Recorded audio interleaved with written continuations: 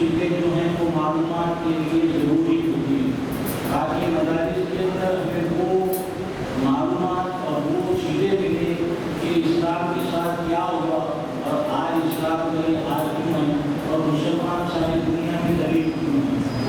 تو عزیزان گرامی اس آیت کو سامنا میں سفر بنایا ہے، خدا مجھے عالم ارشاد فرما رہا ہے کہ میں نے انبیاء صالحین سے عہد لیا کہ تمہارے درمیان میں ایک رسول آنے والا ہے جو تمہاری کتابوں کی اور حکمت کی تصدیق کرے گا، اور جب تمہاری کتابوں کی حکمت کی تصدیق کرے گا تم اس کو ضرور ایمان لانا اور اس کی ضرور مدد کرنا۔ کل میں نے آپ کے سامنے کو چھوٹے چھوٹے قاعدے بتائے تھے، اسی قاعدے کو آج میں پھر دوہرا رہا ہوں کہ جب کسی گزرے ہوئے زمانے کے بارے میں کوئی چیز کہنا ہوتی ہے خدا اعظم اپنے کلام کو اس سے شروع کرتا ہے۔ اب یہاں بہت زمانے کے عاشق و معشوق، حبیب و محبوب پچھلے ہوئے مل رہے تھے، تو خدا اعظم اپنے حبیب سے کہہ رہا ہے کہ میرے حبیب تمہیں وہ وقت یاد ہے، جنہیں وہ پرانا وقت خدا اعظم اپنے حبیب کو یاد دلا رہا ہے، تمہیں وہ وقت یاد ہے جب کائنات کے اندر سناٹا تھا، دھوپ کا عالم تھا، کائنات کا ذرہ ذرہ پردہ عالم میں مشغول تھا۔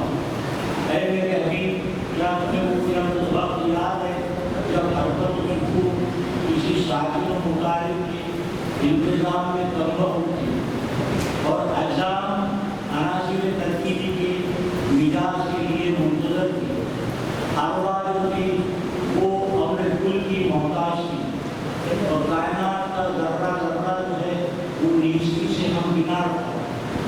صاحبان فلک پر آفتاب کی روحانی قدرت خداوند عالم نے نہیں لگائی تھی، نہیں چمکائی تھی، اور زمین کے زبر پر بھی خداوند عالم نے سبزے کی مخملی چادر نہیں بچھائی تھی۔ آگ جو تھی وہ نیستی کی گھٹن میں گھٹی جا رہی تھی، اور خاک جو تھی وہ ناپید ہونے کی وجہ سے، اپنی نیستی کی وجہ سے وہ خاک ہوتے جا رہی تھی۔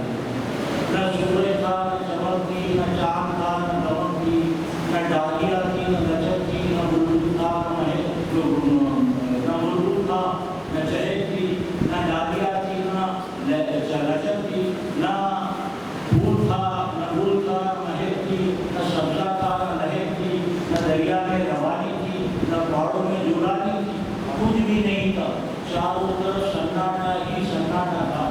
اے میرے حبیب اس وقت دو دنیا کا وہ منظر جو ہے خداوند عالم اپنے حبیب کو یاد دلا، مگر یہاں تاکید کی جا رہی ہے انبیاء ماسبق کو کہ جب میں اپنے نبی کو بھیجوں گا تو تمہاری کتاب کی تصدیق کرے گا، تو تم اس پر ایمان بھی لانا اور اس کی مدد بھی کرنا۔ سارے انبیاء سلسلہ چلا رہا تھا، جناب آدم سے لے کے خاتم الانبیاء حضرت محمد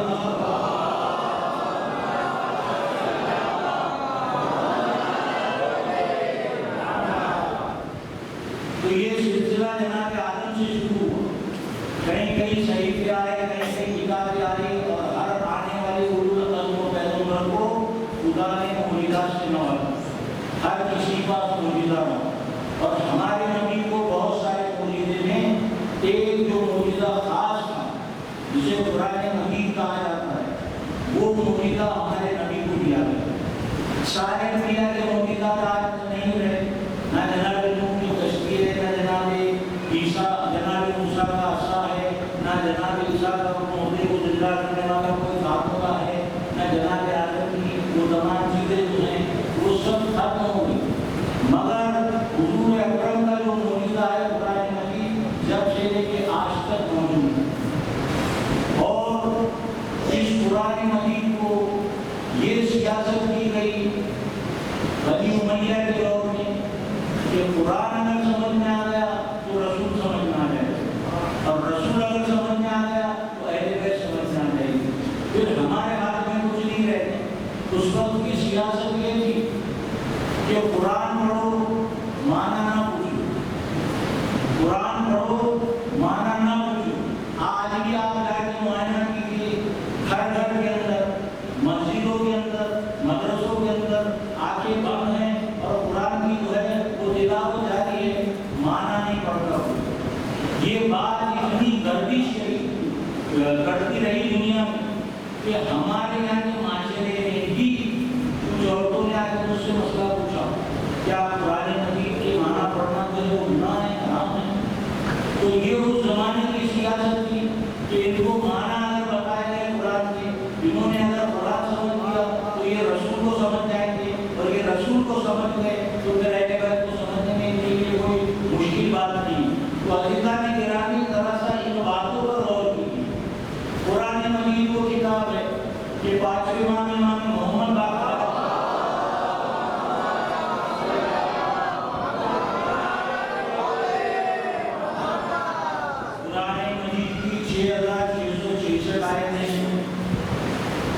اور ہر آیت کے بارے میں ایمان کا فرمان ہے کہ اس کا ایک ظاہر ہے، پھر اس ظاہر کا ایک ظاہر ہے، اور اس ظاہر کی شادی ظاہر ہے، اس کا ایک باطن ہے، پھر اس باطن کا ایک باطن ہے، اور اس باطن کی شادی باطن ہے۔ اب ہم ان چیزوں کو نہیں جانتے۔ قرآن مجید جو ہے وہ اللہ نے موجودہ بنا کے بھیجا ہے، اور 1400 برس ہو گئے قرآن کا چیلنج ہے کہ اگر تم جنوں انس مل کے بھی ایک دوسرے کی مدد کرنے کے بعد بھی اس قرآن کے چھوٹے سے سورے کا جواب نہیں لا سکتے۔ اگر دنیا میں ان کی ہمت ہوگی، آج تو سپر کمپیوٹر کا زمانہ ہے، کوئی چیز مشکل نہیں ہے، ہر چیز جو ہے وہ آسان ہے، تو اتنی چیزیں جو ہیں ہونے کے باوجود بھی آج دنیا کے اندر بڑے بڑے سائنٹسٹ ہیں، برابر ہیں، جرنلسٹ ہیں، دنیا بھر کی چیزیں، کوئی تو جواب پیش کرتا۔ ایک کوشش کی گئی تھی امریکہ میں سورہ کوثر کے اوپر، مگر وہ بھی کامیاب نہیں، ویسے درس کا نہیں بنا سکے۔ اور پھر قرآن کے اندر آپ جا دیکھیں کہ ایک ایک واقعے کو کئی مرتبہ دہرایا گیا ہے، تو قدرت نے تمہیں یہ بتایا کہ تم اس کا جواب تو آج تک نہیں لا سکتے، مگر ہم نے ہر واقعے کو دہرا کے تمہیں اس بات پر نازل کیا ہے کہ ہم چاہیں تو اس کو کئی مرتبہ بنا سکتے ہیں۔ کہ سلوات پڑھ دیجیے گا اور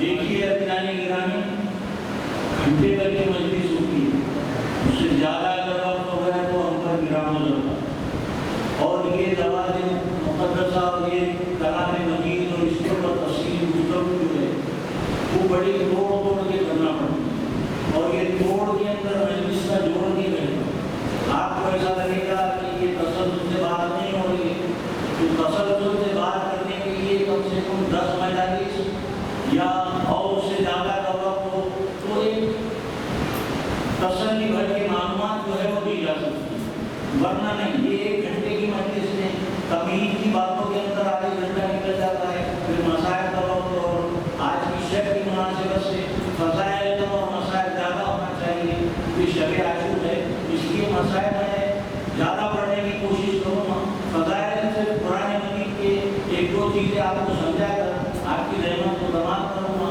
کہ سلوات کا سہارا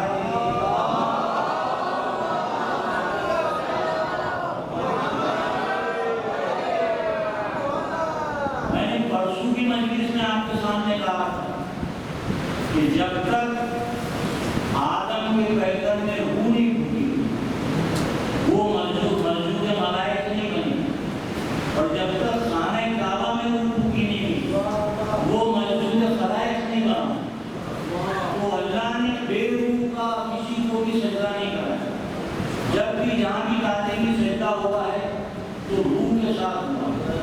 خانہ کعبہ میں جب روح آئی تو وہ قبلہ بنا، سجدے کے قابل بنا۔ علی جو ہیں وہ روح کعبہ ہے۔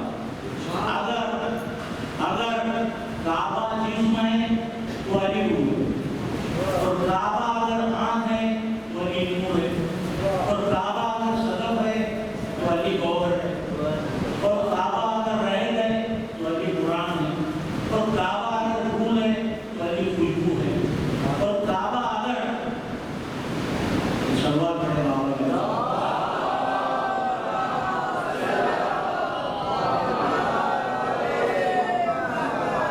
تو عزیزان گرامی، اگر جسم سے روح نکال دی جائے تو جسم مردہ ہو جائے، آنکھ سے روح نکال دیا جائے تو آنکھ نابینا ہو جائے، پھول سے خوشبو نکال دی جائے تو پھر کاغذ کا پھول رہ جائے، صدف سے گوہر نکال دیا جائے تو اس پر کوئی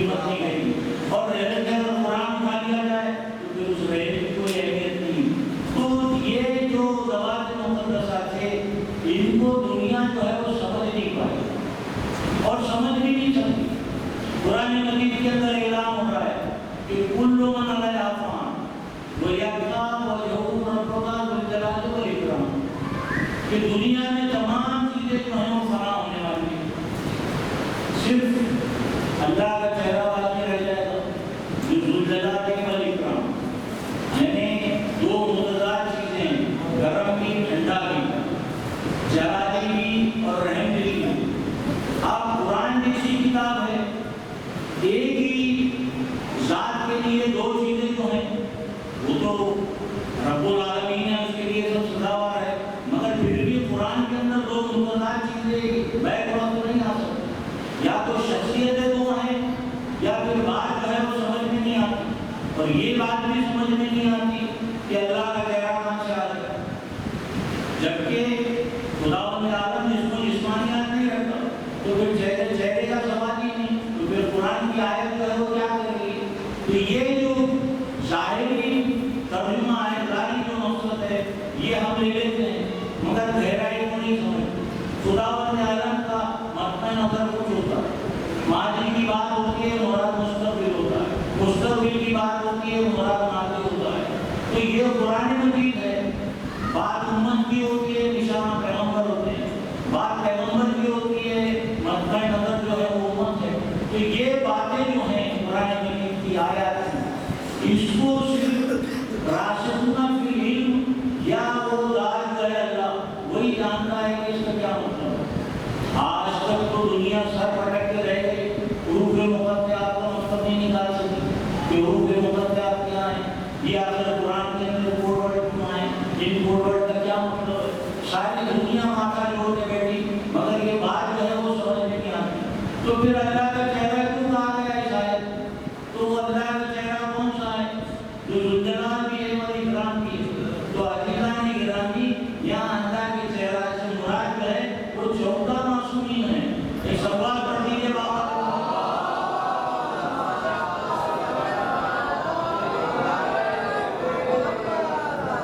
اب ذو الجلال سے مراد جو ہے وہ مولا منتقیان ہے، اور اکرام سے مراد جو ہے وہ نبی اکرم۔ یہ دو چہرے جو ہیں رہیں گے اور باقی تمام دنیا کی چیزیں جو ہیں وہ ختم ہو جائیں گے۔ تو قرآن مجید جو ہے اس کو سمجھنا بڑا مشکل کام ہو جاتا ہے، کیونکہ قرآن مجید کیا ہے، ان کی آیات کیا ہے، ان کا مقصد کیا ہے، یہ تحریر جو ہے یہ ہمارے بس کی بات نہیں ہے۔ اور 1400 سال سے آج تک ہر کچھ کو در جو ہے وہ تمہیں اس میں ملے گا۔ تو خداوند عالم نے رسول کے لیے یہ معجزہ بنا کے دیا۔ کیا؟ قرآن۔ اس کے دو رخ ہیں، سکہ ایک ہی ہے، رخ دو ہیں۔ ایک رخ جو ہے وہ قرآن ثابت ہے، دوسرا رخ جو ہے وہ قرآن ناطق ہے، اور یہ ایسا سکہ ہے جو 1400 برس سے چل رہا ہے، ورنہ دنیا کے اندر بہت سارے چھوٹے سکے ملیں گے جن کی کوئی وقت نہیں، اور یہ سکہ ایسا ہے کہ جب سے اب تک چل رہا ہے۔ تو قرآن مجید خداوند عالم نے رسول اکرم کو معجزہ بنا کے دیا۔ اب ایک جملہ کہنے جا رہا ہوں، اس کی قدر کریں گے کہ یہ قرآن ایسا ہے، اس کے دو رخ ہیں، قرآن ثابت اور قرآن ناطق۔ یہ رسول اکرم کو معجزہ بنا کے بھیجا ہے جو 1400 سال سے لاجواب ہے۔ یہ قرآن مجید جو ہے 1400 سال سے لاجواب ہے، اس کا آج تک کسی نے جواب بھی نہیں دیا اور اس کا کوئی مقابلہ بھی نہیں کر سکتا۔ تو یہ قرآن مجید جو ہے وہ خداوند عالم نے اپنے نبی کے اوپر معجزہ بنا کے بھیجا ہے۔ سلوات پڑھ دیجیے بابا جوہر اللہ۔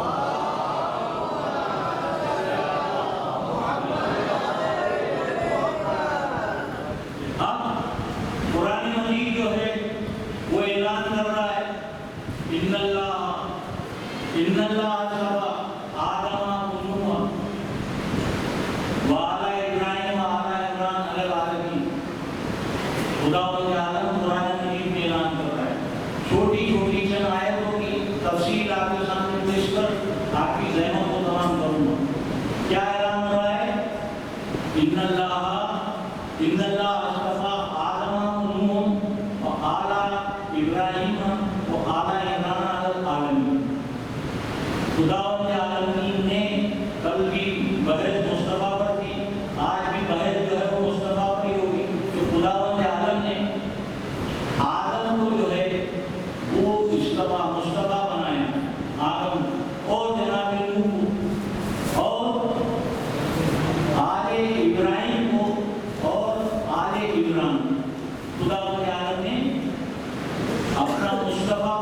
جو ہے وہ گردانا پورے دنیا کے اندر الگ عالمی پوری دنیا کے اندر یہ 4 چیزیں ہیں۔ اب دیکھیے آیت کی شروعات جو ہے وہ 2 نبیوں سے، آدم کا بھی نام لیا گیا، نوح کا بھی نام لیا گیا، مگر بعد میں آیت کا انداز بدل گیا۔ آیت کا کیا انداز ہوتا بعد میں؟ جب بعد میں آیا تو آل ابراہیم ہے اور آل عمران ہے، انہیں ابراہیم کیا اور عمران کیا۔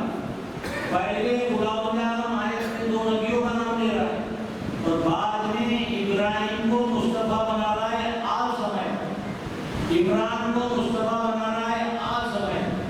میں پوچھوں گا بارے الہ یہ آل کی کیا معنی؟ تو قرآن مجید ایسا ہے کہ ایک آیت کا جواب جو ہے وہ دوسری آیت میں دیا جاتا ہے۔ خداوند عالم نے کہا کہ ذریتہم بعضھا من بعض، آل کا مطلب جو ہے وہ ذریت ہے، اور پھر اولاد در اولاد اولاد در اولاد، یہ ہوتا ہے آل کا مطلب۔ تو خداوند عالم سے پھر میں نے سوال کیا کہ پہلے 2 نبیوں کا نام لیا گیا، یاد تھا جب انہیں آل ابراہیم کو مصطفیٰ بنایا ہے، آل عمران کو بنایا ہے، تو آدم کی آل کو کیوں نہیں بنایا، نوح کی آل کو کیوں نہیں بنایا؟ تو جواب پلٹ جائے گا خاموش، تم نے آدم کی آل کا حال دیکھا ہے، قابیل نے حابیل کو قتل کر دیا، اور میں اللہ یہ دعویٰ کر رہا ہے میں اللہ قاتل کو کبھی مصطفیٰ نہیں بناتا۔ اب تاریخ میں جا کے ڈھونڈ لیجیے کہ کون کس کا قاتل ہے، جو بھی قاتل ہوگا وہ مصطفیٰ بننے کے قاتل نہیں، جو مصطفیٰ بننے کے قاتل نہیں وہ وارث قرآن نہیں بن سکتا، وہ وارث رسول نہیں بن سکتا۔ پھر میں نے کہا کہ نوح کا، تو کہا نوح کی آل کا حضرت دیکھیں، بیٹے نے باپ کو چھوڑ کر پہاڑ پر چلا گیا اور اللہ نے جو ہے وہ عہد سے خارج کر دیا۔ تو امت میں ہو یا گھر میں ہو یا آل میں ہو، بیٹا اگر باپ کو چھوڑ کے پہاڑ پر چلا جائے تو وہ آل سے خارج ہوتا ہے، اور امت میں کوئی رسول کو چھوڑ کے پہاڑ پر چڑھ جائے تو امت سے خارج ہوتا ہے۔ اللہ دیجیے آواز والا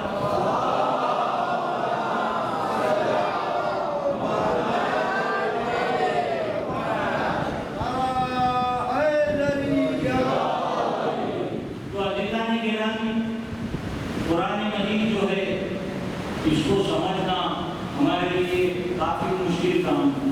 اب دیکھیے چھوٹی چھوٹی 2 باتوں کے اندر ہی 20 آدھی گھنٹے کا وقت جو ہے وہ نکل چکا ہے۔ اب میں بیان جو ہے زیادہ اس کو طول نہیں دوں گا، باقی رہی ہوئی جو باتیں ہیں انشاءاللہ آنے والے وقت کے اندر میں آپ کے سامنے بیان کروں گا۔ تو عزیزان گرامی، خداوند عالم نے ایک جگہ کہا، قرآن مجید میں ارشاد ہو رہا ہے قل الحمد للہ والسلام علی عبادہ الذین اصطفیٰ، یعنی اللہ کی تعریف، اللہ کی حمد جو ہے وہ کیجیے اور کہیے کہ اللہ کے جو مصطفیٰ بندے ہیں جن کو اللہ نے منتخب کیا ہے ان پر میرا سلام۔ تو اللہ سلام کہہ رہا ہے، اللہ نے جن منتخب بندوں کے اوپر سلام کیا ہے وہ بندے جو ہیں اللہ کے، ان پر سلام کیا ہے وہ علیہ السلام ہے۔ ارے حیرت کی بات یہ ہے کہ دنیا کے پاس ایک علیہ السلام نہیں ہے، رضی اللہ چاہے جتنے بھی ہو، ایک علیہ السلام نہیں ہے دنیا کے پاس، ایک، اور ہمارے پاس 14 ہیں، ہمارے پاس 14 ہیں اور دنیا کے پاس ایک نہیں۔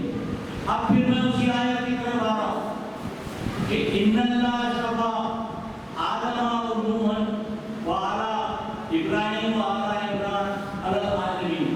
خداوند عالم نے آدم کو چنا، جب خداوند عالم نے آدم کو چنا تو چنے ہوئے جتنے آدم تھے اور جو چنے ہوئے سے باہر تھے وہ امت الگ تھی، آدم الگ تھی۔ خداوند عالم نے نوح کو چنا تو نوح چنے ہوئے تھے اور باقی امت جو تھی وہ غیر چنی ہوئی تھی۔ اسی طریقے سے اب واحد سے معاملہ جو ہے وہ جہاں کی طرف آ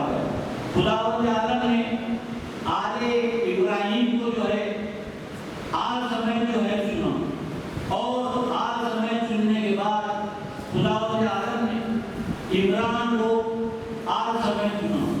تو جناب والا خداوند عالم نے استفا کیا اور یہ فعل جو ہے اس کا فاعل خود خداوند عالم ہے. میں ایک کتاب لکھوں تو میں کتاب کا فاعل، میں ممبر بناؤں تو میں ممبر کا فاعل. یہاں مصطفیٰ جو ہے اس کو بنانے والا خود خدا ہے. تو استفا کے معنی جو ہے وہ چننا ہے. اور ایک عربی میں لفظ ہے انتخاب. انتخاب کے معنی بھی چننا ہے. استفا کے معنی بھی چننا ہے، انتخاب کے معنی بھی چننا ہے. استفا جو ہے بہت سے مل کے ایک کو چنے، اور انتخاب جو ہے بہت سو میں ایک کو چنا. بہت سو میں ایک کو چنا جائے یہ استفا ہے، اور بہت سے مل کے ایک کو چنے یہ انتخاب ہے. جیسے انگریزی میں کہتے ہیں الیکشن اور سلیکشن. تو خداوند عالم نے استفا کیا یعنی چنا. انتخاب یہ جو ہے اس کے معنی استفا کے جو ہیں وہ چننے کے ہیں، انتخاب کے معنی جو ہے وہ چھانٹنے کے ہیں. استفا کے معنی چننے کے ہیں، انتخاب کے معنی جو ہے وہ چھانٹنے کے ہیں. تو جو بندے استفا ہیں وہ چنے گئے، اور جو بندے انتخاب سے آئے وہ کیا ہیں؟ چھٹے ہوئے. ایک سوال نتیجے آواز بتا. آپ نے میرے جملے کو کھا لیا. جب تک آپ ذرا ہاں ہوں نہیں کریں گے تو مجھے یہ سمجھ میں نہیں آئے گا کہ جو میں بات کہہ رہا ہوں وہ آپ کے سمجھ میں آ رہی ہے کہ نہیں. دونوں حرف جو ہیں وہ عربی ہیں. استفا یعنی چننا، انتخاب یعنی چھانٹنا. اللہ نے تمام بندوں کا، اس کے جو مصطفیٰ بندے تھے ان کا استفا کیا. اللہ نے ان کو چنا. باقی دنیا میں جو انتخاب ہوا تو استفا کے معنی ہے چننا، انتخاب کے معنی ہے چھانٹنا. تو آپ جو انتخاب سے آئے وہ چھٹے ہوئے تھے. چھٹے ہوئے بندے جو تھے وہ انتخاب سے آئے، اور مصطفیٰ جو تھے وہ چن کر آئے. سوال پڑھ دیجیے بابا کے برابر.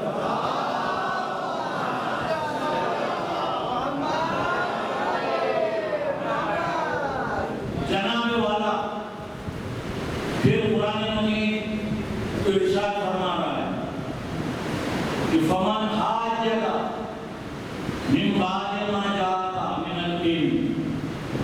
اے میرے نبی یہ تم پاس آ کے بحث کرتے ہیں. بس اتنی آخری آیت کی تشریح کر کے میں آ رہا ہوں مسائل کی طرف. فمن حاجک من بعد ما جاءک من العلم. علم یعنی کیا؟ یعنی یہی قرآن مجید 3 دن تک مسلسل رسول اکرم عیسائیوں کو سمجھاتے رہے، قرآن پڑھ پڑھ کے بتاتے رہے، سمجھاتے رہے، مگر وہ ماننے کے لیے تیار نہیں. اس کے بعد آیت آگے بڑھی. آیت نے آگے بڑھ کے سہارا دیا. فَقُلْ تَعَالَوْا نَدْعُوا أَبْنَاءَنَا وَأَبْنَاءَكُمْ وَنِسَاءَنَا وَنِسَاءَكُمْ وَأَنفُسَنَا وَأَنفُسَكُمْ نَبْتَهِلْ وَنَهْجَلْ لَعْنَةُ اللَّهِ عَلَى الْغَالِبِينَ. کہ جب نبی 3 دن مسلسل نجران کے عیسائیوں کو سمجھاتے رہے، ان کے سمجھ میں نہیں آیا. خدا نے کیا کہا کہ ان سے کہو کہ تم اپنے بیٹوں کو لاؤ، ہم اپنے بیٹوں کو لائیں گے. تم اپنی نساء کو لاؤ، ہم اپنی نساء کو لائیں گے. تم اپنی نفسوں کو لاؤ، ہم اپنے نفسوں کو لائیں گے. اور پھر بیٹھ کر فیصلہ کریں گے، اور پھر جو جھوٹا ہوگا اس پر اللہ کی لعنت ہوگی. تو رسول اکرم 3 دن تک سمجھاتے رہے قرآن سے. نجران کے عیسائی نہیں مانے، مگر جب آیت آئی اور مبائنہ میں رسول نے ان ضوابط مقدسہ کو لے کر آئے، یعنی اپنے ساتھ حسنین کو لایا، فاطمہ اور علی کو لایا آیت کے مطابق. تو 3 دن رسول نے قرآن کے ذریعے سمجھایا، مگر عیسائیوں کے سمجھ میں نہیں آیا. اور جب اپنی اہل بیت کو لے کر آئے تو جب جا کے معاملہ جو ہے وہ طے ہوا. تو میں کہہ رہا ہوں کہ جب رسول اکرم کو قرآن کافی نہیں، جب رسول اکرم کو قرآن کافی نہیں، جب رسول اکرم کو قرآن کافی نہیں، اہل بیت کا سہارا لینا پڑا.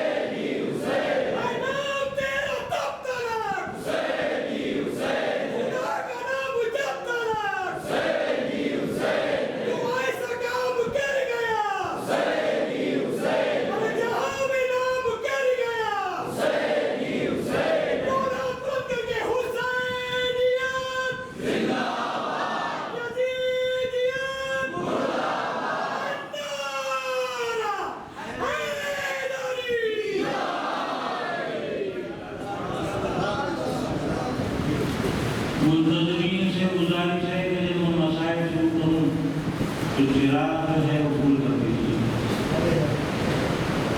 عزیزان گرامی، مباہلہ کے میدان میں جب رسول چلے تو گودی میں امام حسین کو بٹھایا اور انگلی دے کر امام حسن ہاتھ پڑا،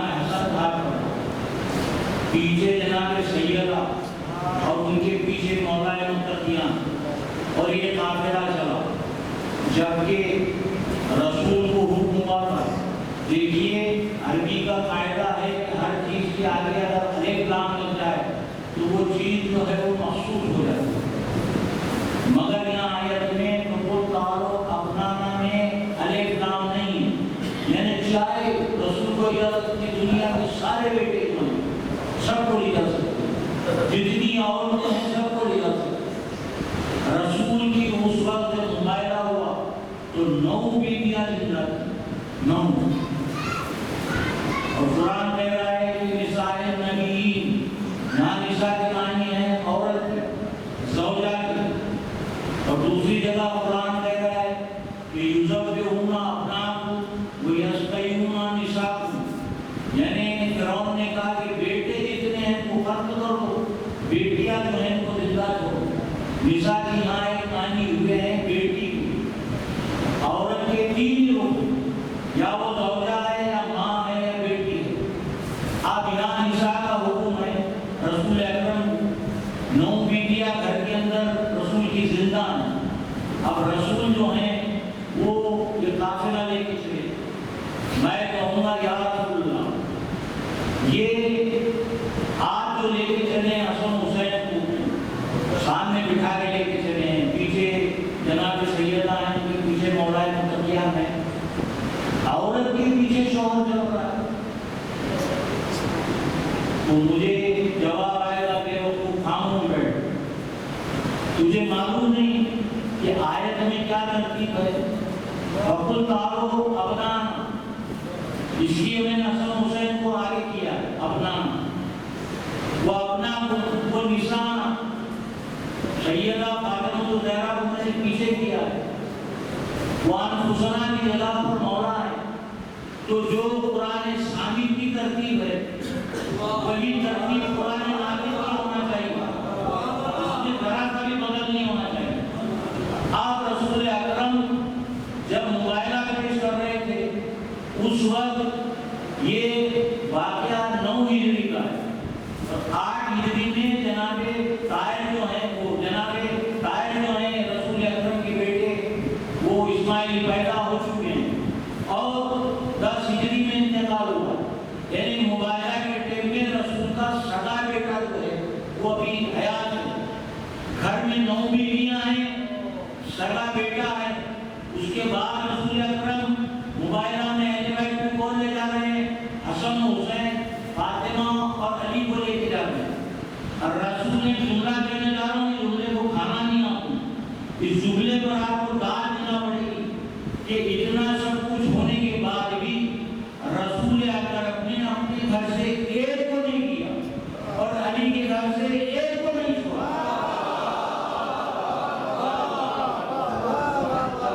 اب پہنچے، میں کہوں گا یا رسول اللہ اتنی زحمت کرنے کی کیا ضرورت ہے؟ ایک گودی میں حسین ہے، ایک نواسے کی انگلی پکڑے تھے، جب ماں باپ موجود ہیں، فاطمہ کی گودی میں امام حسین کو دی کیے اور علی کے گود میں امام حسن کو دی کی، جب ماں باپ موجود ہیں تو پھر آپ کو یہ زحمت کرنے کی کیا ضرورت ہے؟ تو مجھے جواب آئے گا نور عباس تم مسلمانوں کے مزاج سے واقف نہیں ہے، اگر میں یہ بچوں کو ان کے ماں باپ کے حوالے کرتا تو کل مسلمان اور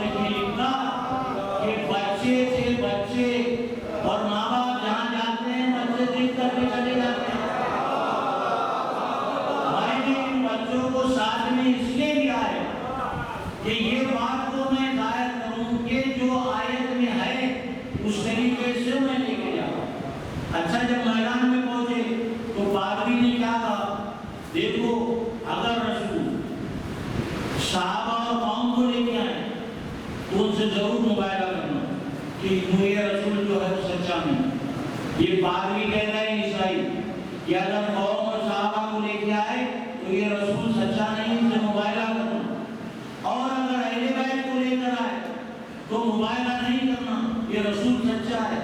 کیونکہ مصیبت کے وقت انسان جب اپنوں کو آگے کرتا ہے وہ سچا ہوتا ہے، مصیبت کے وقت جو اپنوں کو آگے کرتا ہے وہ سچا ہوتا ہے۔ تو یہ مباہلہ کے اندر جو ہے رسول اکرم نے مباہلہ پیش کیا۔ جناب والا تمام اپنی زندگی میں رسول نے ان کی عزت و حرمت کو سب پر آشکار کر دیا، مگر کسی نے بھی جواب مقدسہ کی بات رسول جو ہے وہ وقت اور اہمیت اور عزت اور حرمت سارے سب چیزوں کو پامال کیا۔ اب کل بھی میں نے آپ کے سامنے ایک معجزہ پیش کیا تھا، آج بھی شب عاشور کی مناسبت سے آپ کے سامنے معجزہ پیش کروں گا۔ یہ محرم جو ہے یہ اصلاح کا مہینہ، ان الرزق مصباح سلوات پڑھیں۔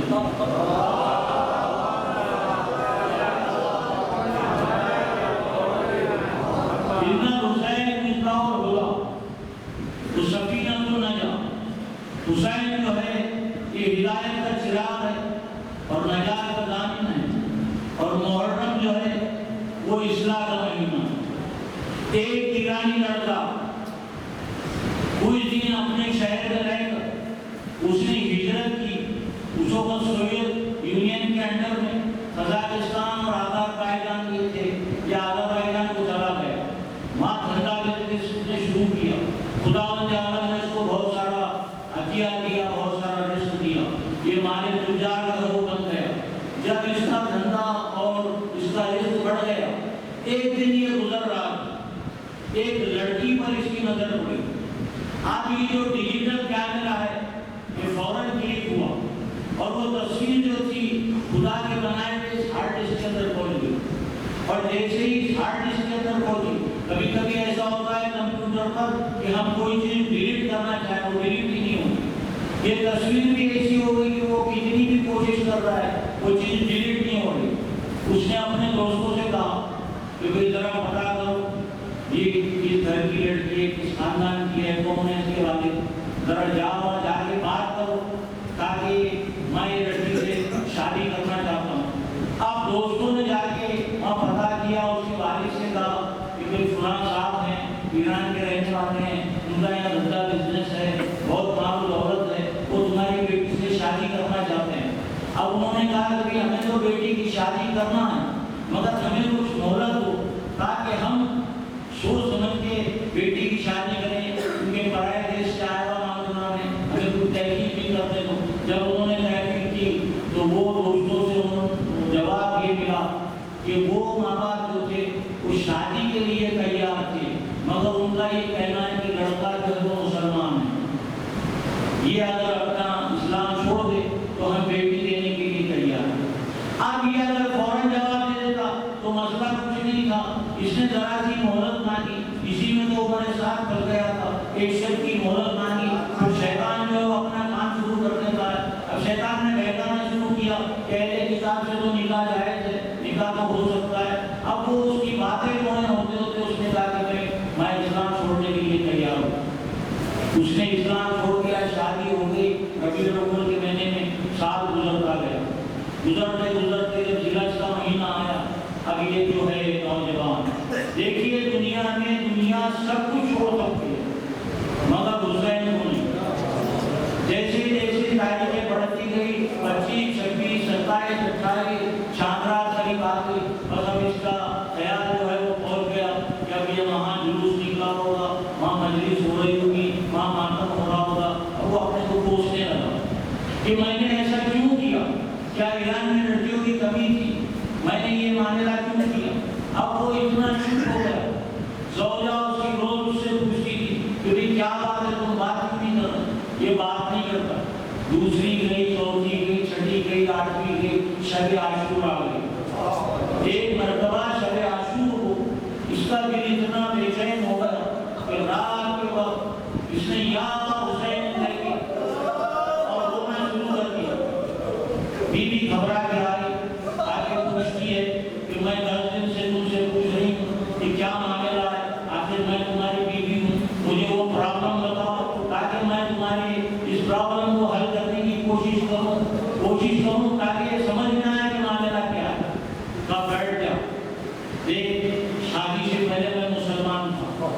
مسلمان جو ہے وہ سب کچھ چھوڑ سکتا ہے. مسلمانوں میں ایک ذات ہے، ایک شخصیت ہے حسین، اور یہ حسین کو انسان جو ہے وہ کبھی بھولتا نہیں ہے، کہ حسین کو انسان کبھی چھوڑ نہیں سکتا. اب اس کی بیوی کے سامنے اس کو جو بھی ٹوٹی پھوٹی تقریر آتی تھی وہ تقریر سنانا شروع کی. یہ مجلس پڑھ رہا تھا، بیوی دار ہو گئی. اس نے دیکھا کہ بیوی رو رہی ہے اور ان کے پوچھتا ہے کہ تو کیوں رو رہی ہے؟ کہا کہ جب حسین کا نام لیتا میرے دل میں عجیب کیفیت ہوتی ہے، اس لیے میں رو رہی ہوں. اب اس نے کہا کہ تیرے دل میں یہ جو عجیب کیفیت ہو رہی ہے، اس کا مطلب تیرے دل میں حسین کی محبت ہے. دیکھ میں نے تیرے چکر میں اپنا وطن چھوڑا، رشتے دار چھوڑے، ماں باپ تھوڑا سا چھوڑ کے میں تیرے بولنے پر میں نے اپنا اسلام بھی چھوڑ دیا، اسلام قبول کر لیا. اب تو میرے واسطے ایک کام کر. بیوی نے کہا وہ کیا؟ کہا تو اسلام قبول کر لیا. اس نے کہا کہ تم میرے ماں باپ کو نہیں بتاؤ گے سڑک پر میں اسلام قبول کر دوں. اسلام قبول ہو گئی. کچھ دن گزر گئے. ایک دن شوہر نے کہا کہ ہم چھپ چھپ کے کب تک ایسی زندگی گزاریں گے، آج چل ایک کام کرتے ہیں کہ جتنی پراپرٹی ہے وہ بیچ کے پیسہ بناتے ہیں، جو نہیں بکے گی وہ تیرے ماں باپ کے حوالے کرتے ہیں. یہاں سے ہم جو ہے وہ کربلا کو چلے جائیں گے، اور کربلا میں جا کے ہم کچھ بھی کریں گے جو اللہ ہمیں یہاں دے سکتا ہے وہاں بھی دے گا. بیوی تیار ہو گئی، بوڑھے تیار ہو گئے کہ ہم رات و رات جو ہے یہاں سے نکل جائیں گے. مگر رات میں بیوی کی طبیعت خراب ہو گئی. اتنی خراب ہوئی کہ صبح آدمی جو ہے وہ بیوی فوت ہو گئی، مر گئی. اب اس نے جانا کینسل کر دیا. اب یہ کچھ کہہ بھی نہیں سکتا کیونکہ بیوی کی تاکید تھی کہ ماں باپ کو نہیں بتانا. اب یہ نہیں بتائے گا تو یہ شیعہ ہو چکی ہے، مسلمان ہو چکی ہے. اس کا غسل و کفن دفن جو ہے وہ اس طریقے سے ہونا چاہیے، وہ طریقہ سے تو نہیں ہوا. اس کے ماں باپ نے جو ہے وہ عیسائی طریقے سے اسے دفن کر دیا. ان میں کیا ہوتا ہے، تابوت کے اندر وہ لڑکی کو لٹاتے ہیں اور لڑکی کی زندگی میں جتنے بھی زیورات بنے ہیں وہ سارے زیورات اس کے جسم پر سجاتے ہیں اور لے جا کے وہ صندوق سمیت جو ہے دفن کر دیتے ہیں. اسی طریقے سے دفن کیا گیا. یہ سوچنے لگا کہ اس کا غسل و کفن تو نہیں ہوا ہے، رات ہونے تو سب سناٹا ہوگا، میں قبر کھود کے نکالوں گا، بیوی کو غسل و کفن دوں گا اور پھر میں دفن کر دوں گا. جب آدھی رات کو اس نے قبر کھولی تو کیا دیکھا کہ وہ تابوت نہیں ہے. پہلے تو یہ چکرایا کہ وہ تابوت آپ سے گیا تھا، پھر اس نے دیکھا کہ اس میں میت پڑی ہے. اس نے جو کفن ہٹا کے دیکھا تو ایک بڑی بڑی مونچھے والا بغیر داڑھی کا شخص جو ہے پڑا. یہ گھبرا گیا کہ یہ کیا ماجرا ہے. فوراً اس نے جو ہے وہ قبر کو بند کر کے گھر پر چلا گیا. گھر پر جا کے سو گیا. رات کو خواب میں جا دیکھتا ہے بنفس نبی سرکار سید الشہداء اس کے خواب میں آ کے کہتے ہیں کہ جناب کیوں پریشان ہو؟ کہا مولا صبح میں نے بیوی کو دفن کیا، رات میں میں نے جب دیکھا تو قبر میں بیوی نہیں ہے. امام حسین نے کہا کہ گھبرانے کی ضرورت نہیں، کہ تیری بیوی کربلا جانا نہیں چلتی. اس نے کہا کہ کیوں نہیں جاتی؟ کہا ہم نے اسے دربار بلا لیا اور کربلا میں جو دفن ہوا ہے فرشتے جو ہوتے ہیں یہ اماموں کے حکم پر ادھر سے ادھر جو ہے وہ ٹرانسفر کر دیتے ہیں. اب یہ بڑا بے چین ہوا. اس نے کچھ سوچا تو سمجھا کربلا کی طرف نکل گیا. جب وہاں پہنچا تو خدام سے کہا کہ یہاں ابھی تازہ قبر کس کی ہے؟ خدام نے کہا کہ یہ ہے. کہا مجھے اسے کھودنا ہے. خدام جو ہے وہ اس کے اوپر بگڑ گئے کہ کسی کی قبر کھودی نہیں جاتی. اس نے پورا واقعہ سنا ہے. تیری خاک کی بیس پر ہم قبر کیسے کھودے؟ کہا میں نے حقیقت میں وہاں قبر میں دیکھا تو وہاں تابوت نہیں تھا، وہاں کوئی دوسرا شخص تھا. خدام نے زندگی اللہ کو کوئی کام کرانا ہوتا ہے تو اللہ ذہن جو ایسا بناتا ہے. خدام نے کہا کہ ذرا رات کا سناٹا ہونے دے. جب رات کا سناٹا ہوا اور قبر کھولی گئی تو دیکھا کہ وہی تابوت ہے، وہیں اس کی زوجہ ہے. پھر اسے نکالا گیا اور غسل و کفن کیا. وہ تمام زیورات کی پٹھی بنا کے اس وقت کے جو مرتے تھے ان کے پاس پہنچ کے اس نے وہ امانت جو تھی ان کے حوالے کی اور یہ سارا واقعہ بھی سنایا. تو عزیزان گرامی اتنا بڑا واقعہ کہ محرم جو ہے وہ اصلاح کا مہینہ، غیر آ کے حسین کے پاس حسین کے ہو جاتے ہیں، اور ہم ایک دن کے تھے جب سے ماں ہمیں ٹوٹی کے اندر یا حسین یا حسین یا حسین سکھاتی ہے، مگر ہم نے کوئی اصلاح والا پہلو، ہم نے کوئی سدھار والا پہلو کیوں پیدا نہیں ہوتا؟ ہر سال محرم آتا ہے، گزر جاتا ہے۔ عزیزان گرامی، کربلا آئی ہے تو دو جملے کربلا کو کہہ کے اب میں ربط مسائل اور مسائل بیان کرنے کے لیے جا رہا ہوں کہ کربلا بہت سے زائرین یہاں بیٹھے ہیں، ہر سال ماشاءاللہ سے زائر جاتے ہیں، اور میں نے دربار فضل العباس میں تقریر میں دعا بھی کی کہ خداوند عالم وہ انتظام کرے کہ جب ایئرپورٹ سے ہوائی جہاز اڑے تو سارے سید باڑے کے اس کے اندر لوگ وہ زائرین ہوں، ہر سال پورا پلین بن کے کربلا کی طرف جائے۔ اللہ سب کو زیارت حسین نصیب کرے، مگر کربلا کے اندر کچھ مقامات ایسے ہیں جہاں کچھ مسائل پڑھنا منع ہے۔ جناب عباس کے روضے پر جناب سکینہ کی مسائل پڑھنا ہے، اللہ کے مشکلات کے روضے پر رجب میں مولا کہتے ہیں میری خلیفہ صاحب نے جو دعا مانگی ہے ہم جو تذکرہ کرنا ہے کرو، مگر میری زینب کی دل بدائی کا ٹکڑا نہیں۔ جناب عباس کی دری پر جناب سکینہ کی مسائل بنائیں، امام حسین کی دری پر جناب علی اکبر کی مسائل بنائیں۔ عزیزان محترم،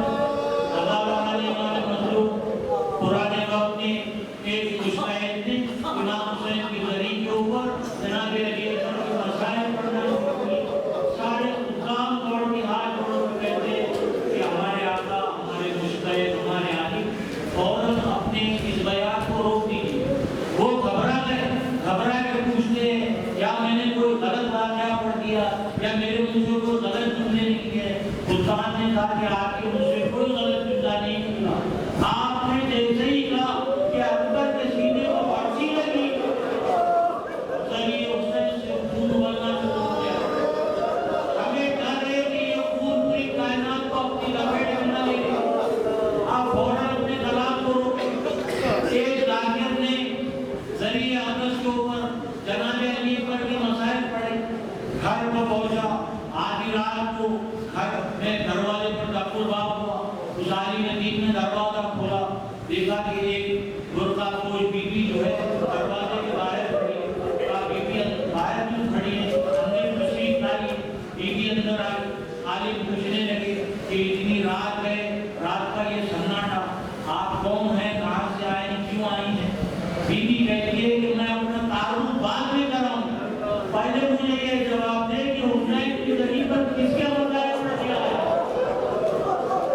اس نے کہا بی بی پہلے اپنا تعارف کرائیے، بی بی نے کہا پہلے یہ بتا کہ حسین کی زری پر کس کے مسائل پڑھ کے آیا ہے؟ کہا میں نے حسین کی زری پر ابھی اکبر کے مسائل پڑھا، پڑھائے تاکہ تو نے حسین کی زری پر ابھی اکبر کے مسائل پڑھے، تو جب سے مسائل پڑھنے گیا ہے مرکز سے حسین پڑھا پڑھے، میں بقیہ چھوڑ کے چلی آئی، علی نجف سے چلے آئے، نانا مدینہ سے چلے آئے، حسین سب کے گلے میں کے کہہ رہا ہے اللہ تیرا 18 سال کا علی اکبر۔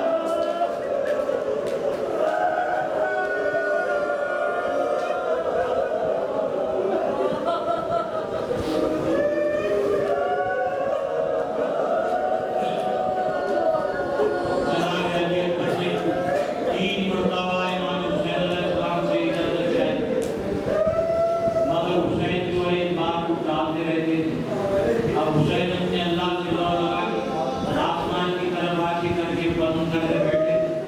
ایک مرتبہ علی اکبر قریب آ کر اپنا سیدھا ڈال جو ہے حسین کے دانوں پر رکھا، حسین کو احساس ہوا، اب بیٹے کیسے آنا ہو؟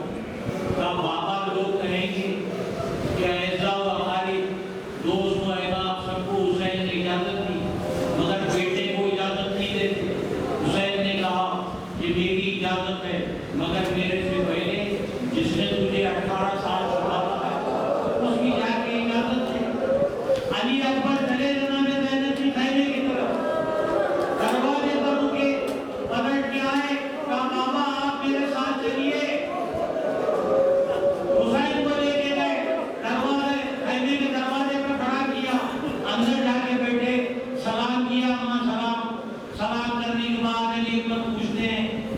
اما یہ بتائیے یہ دروازے پہ کون کھڑا ہے؟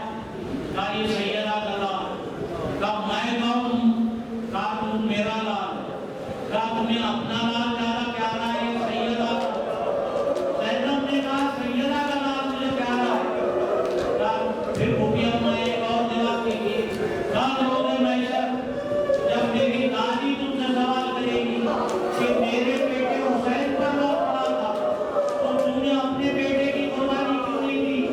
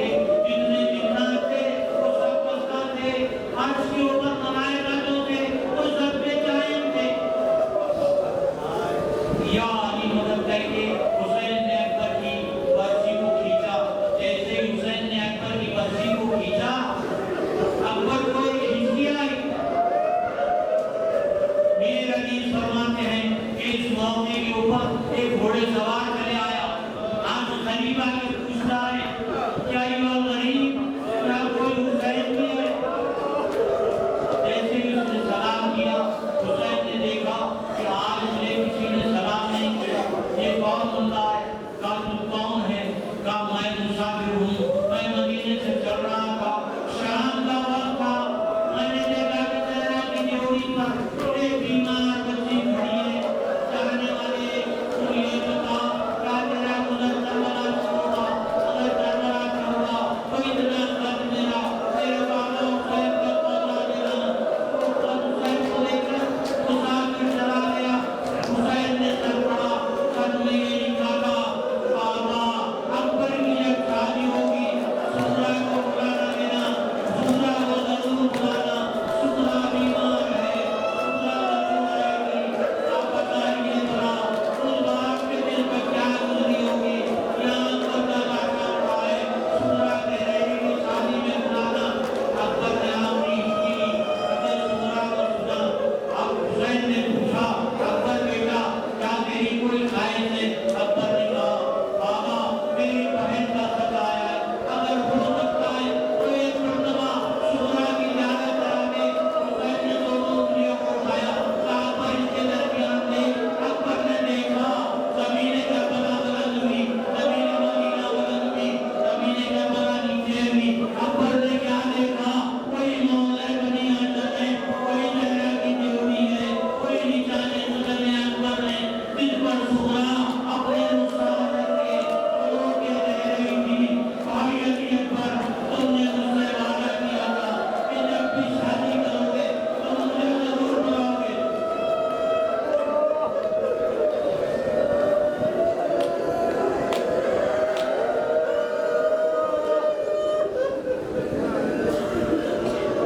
حسین نے جیسے تیسے لاشے کو لے جمع کیا، جب لاشا نہیں گیا تو بنی ہاشم کے بچوں کو آواز دی کہتے آؤ آؤ آکے حسین کی مدد کرو۔ جوان کا لاشا ہے، بنی ہاشم کے بچے آئے، حسین نے میت جو تھی وہ لے جا کے خیمے میں رکھی۔ جب حسین نے معائنہ کیا دیکھا، جب حسین لاشا لے کے چلنے لگے اس وقت میں کہوں گا کہ مولا چند سال پہلے تو آپ نے حور کو روکا تھا، یہ کہیں گے روکا تھا کہ اے حور میری نانا کی شریعت میں بوڑھے باپ جو ہے وہ گئے، بوڑھے باپ جو ہیں وہ جوانوں کا لاشا نہیں اٹھاتے۔ مولا چند سال پہلے آپ نے یہ کہا تھا اور یہ موقع آ گیا کہ آپ کو جو ہے وہ اپنے جوان کا لاشا اٹھانا پڑا۔ یہاں خیمے کا منظر ہی کچھ عجب تھا۔ حسین نے ایک مرتبہ دیکھا کہ ساری بیویاں ہیں، ام لیلہ جو ہے وہ نظر نہیں آتی۔ اپنی بہن زینب سے کہا جاؤ جا کر ام لیلہ کو لے کے آؤ۔ جناب زینب جو خیمے کے اندر پہنچی ایک عجیب منظر تھا۔ جناب زینب نے دیکھا کبھی لیلہ اس قنات سے ٹکراتی ہے، کبھی لیلہ اس قنات سے ٹکراتی ہے۔ زینب نے کہا باقی جان یہ کیا بات ہے؟ جب سے اکبر کی خبر سنی ہے میرے آنکھوں کی روشنی جو ہے وہ ظاہر ہو گئی۔ جناب زینب جو ہے انہوں نے سمجھایا اور بچہ کے لے کر آئی، علی اکبر کے لاشے کو بیٹھ کے بہن ماں جو ہے وہ بیان کرنے لگی۔ عزیزہ نے جرانی چلتے چلتے دعا کروں خدا عالم اس بستی کے تمام نوجوانوں کو اپنے حفظ و امان میں رکھے، ان کی صحت سلامتی تمام چیزوں کو علی اکبر کے طفیل کے اندر پروان چڑھائے۔ محمود تیری دنیا کا قاعدہ ہے لن بجے گا سنت اللہ کرتی کا، تیرے قانون قدرت میں کبھی بھی تبدیلی نہیں آتی۔ محمود مگر ہم دعا تو کرنے کا حق رکھتے ہیں۔ میں اس منبر سے اس چھوٹی سی بستی کے اندر تجھ سے یہ دعا کر رہا ہوں کہ جو آیا ہے اسے جانا ہے، موت جو ہے وہ برحق ہے، موت جو ہے وہ برحق ہے، جو آیا ہے اسے جانا ہے، مگر میرے اللہ کچھ ایسا انتظام کر دے کہ ہر کسی جوان کی موت نہ ہو۔ اللہ بڑا عجیب کرشمہ ہوتا ہے، بڑی عجیب حالت ہوتی ہے جب کوئی جوان دنیا سے چلا جاتا ہے۔ اس بات کو ہم بیان نہیں کر سکتے، بس سوچ کے یہ رو جاتے ہیں کہ امام حسین نے علی اکبر اور جناب قاسم کو کیسا برداشت کیا۔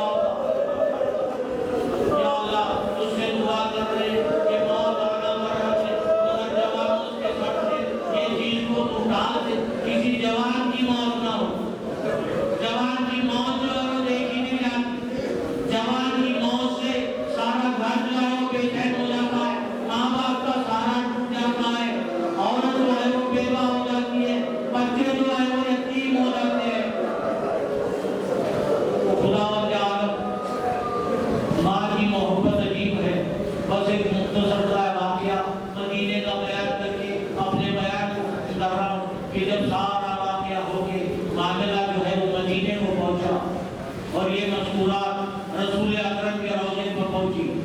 پہلے وہ ایک زائر جو تھا وہ جب مدینے میں پہنچا تو اس کے دل میں خیال آیا کہ میں رسول کی زیارت کر کے اور واپس پلٹوں. جیسے ہی روضے رسول کو پہنچا خطاب نے روک لیا, کہا کہ رسول کے گھر والے جو ہیں وہ ماتم و گناہ کے اندر مصروف ہیں, جب تک وہ باہر نہیں آتے تمہیں میں اجازت نہیں دوں گا. وہ مسافر جو ہے وہیں رک گیا. اس کے بعد وہ تمام مذکورات باہر آئے. باہر جیسے آئے ساری عورتیں جو ہے وہ حلقہ کر کے بیٹھ گئی. بیچ میں جناب ام لیلہ کھڑی ہے, بڑے حسرت بھرے